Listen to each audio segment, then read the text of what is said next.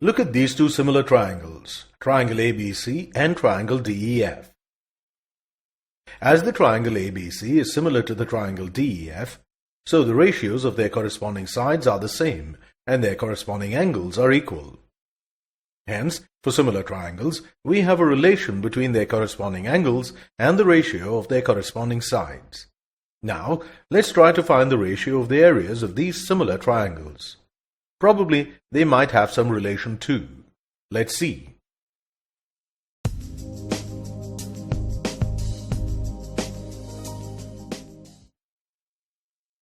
As you know that the area of the triangle is half the product of base and height. Therefore, use this formula to find the areas of triangles ABC and DEF. Observe that the triangle ABC is a right-angled triangle. Therefore, it has a base BC and height is the perpendicular AB.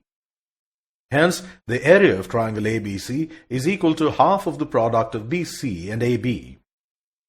Similarly, the triangle DEF is a right-angled triangle with base EF and height DE.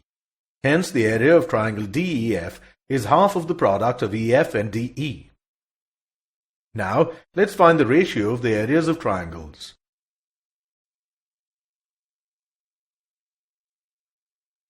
What do you observe? Look, the ratio of the areas of similar triangles ABC and DEF is equal to the ratio of the squares of their corresponding sides.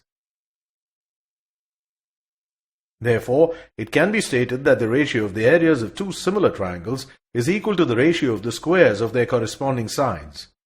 This is an important theorem about the areas of similar triangles.